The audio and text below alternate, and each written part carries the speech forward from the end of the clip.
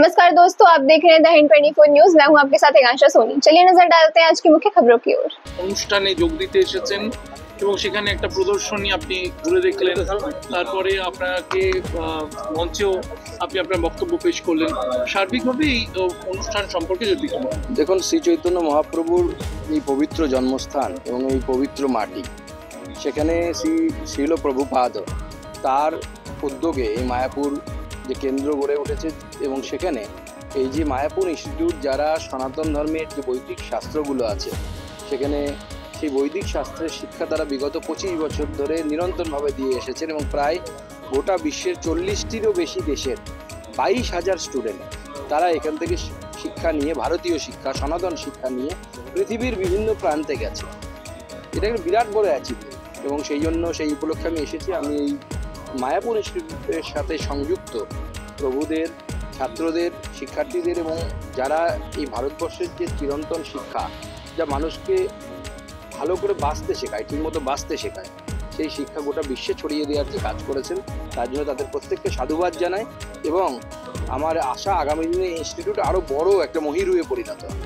চন্দ্রোদয় মন্দির, ইসকনের যে আমরা মূল যে মন্দির চত্বর, সেখানেও আপনি দীর্ঘক্ষণ ছিলেন, দর্শন করলেন, কি বলবেন?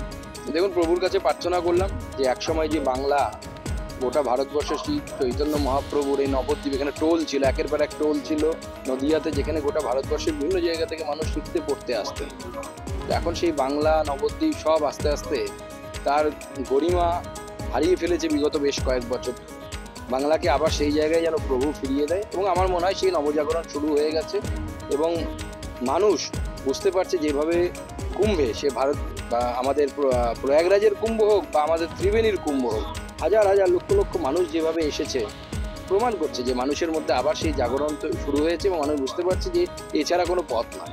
কিন্তু এই কুম্ভ নিয়ে যখন কথা হচ্ছে, কুম্ভে যাওয়ার পথে বা দুর্ঘটনা বিভিন্ন সময় করছে, তা হাতে নেই তার, কিন্তু হামলা, কখনো ট্রেনে হামলা হচ্ছে, কখনো কুম্ভ যাত্রীদের বাসে হামলা হচ্ছে, বিহারেও হয়েছে। মানে এটা নতুন কিছু নয়। আমরা যখন ছোটবেলায় রামায়ণ পড়েছি যে ঋষিমুনিরা যখন যজ্ঞে বসতেন, তখন রাক্ষসরা এসে সেখানে হাড় গোড় ফেলে দিত, হামলা করতো, যজ্ঞ বন্ধ করার চেষ্টা করতো। রাক্ষস তখনও ছিল, এখনো আছে।